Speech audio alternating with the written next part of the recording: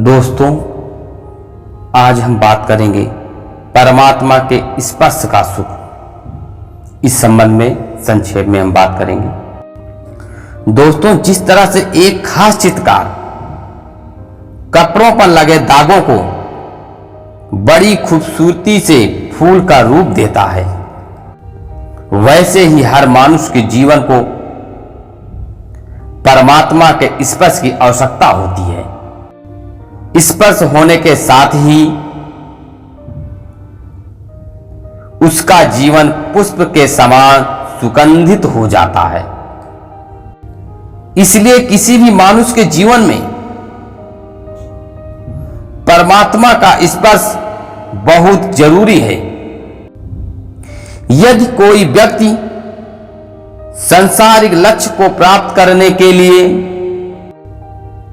प्रयास करता है तो सभी सगे संबंधी उसका हौसला बढ़ाते हैं। वहीं यदि कोई व्यक्ति किसी दूसरे व्यक्ति से कहे कि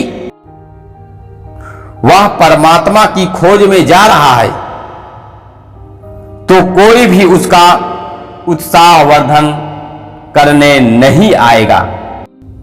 जबकि परमात्मा की खोज जीवन का सबसे महत्वपूर्ण कार्य है। यह व्यक्ति का आत्मिक लक्ष्य है। परमात्मा के बारे में एक दिन में नहीं जाना जा सकता।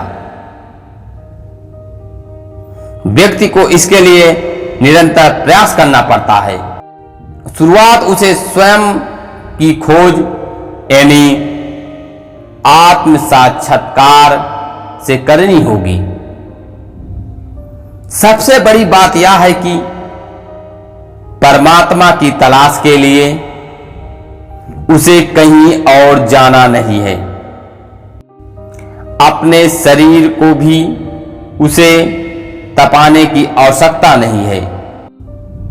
परमात्मा की खोज की इस यात्रा में एक मोड़ ऐसा आता है जिसे हम प्रज्ञा कहते हैं।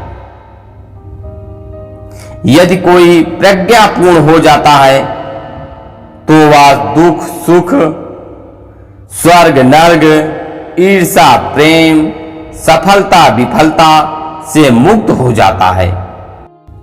वह प्रज्ञा की मदद से अपने बोध में स्थित हो जाता है। प्रज्ञा व्यक्ति को सूक्ष्म दृष्टि देती है। यह दृष्टि ही उसे सत्य जानने की प्रेरणा देती है।